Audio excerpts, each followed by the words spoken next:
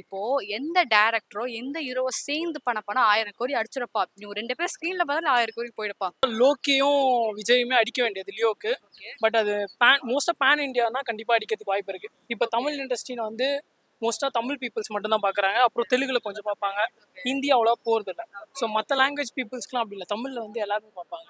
So அதெல்லாம் 1000 cross ஈஸியாக அடிக்கும். இப்போ மேபி விஜய் தான் விஜய் தான் அடிக்கும். 1000 கோடின்றதுல இப்போ வந்து மோஸ்ட் ஆஃப் பார்த்தீங்கன்னா ஸ்டோரிஸ் நல்லா இருந்தாலும் டைரக்ஷன் வந்து பழைய டைரக்ஷன். இப்போ மணிரத்னம் எடுத்துங்க ஒரு எக்ஸாம்பிளுக்கு. அவரு இப்போ ரீசெண்டாக ஒரு படம் சொல்ல தக்லைஃப் அந்த படம் ஓடல தெரியுங்களா? ஏன் ஓடலன்னா அவருடைய பழைய டைரக்ஷனை வந்து இப்போ கொண்டு வந்தால் வேலைக்கு ஆகாது. கரெக்டா? ஸோ அது போல் யாரெல்லாம் கம்பைன் பண்ணி கொலாப் பண்ணி 2 பேரும் வந்து பண்ணாங்கன்னா லோகேஷும் அட்லியும் பண்ணாங்கன்னா கொஞ்சம் நல்லா இருக்கும்னு என்னுடைய கெஸ். நல்லா இருக்குமா அப்படின்னு எனக்கு தோணுது. ஸோ 1000 கோடி அடிக்க முடியுமான்னு தமிழ் சினிமாவில் கேட்டிங்கன்னா வாய்ப்பே கிடையாது.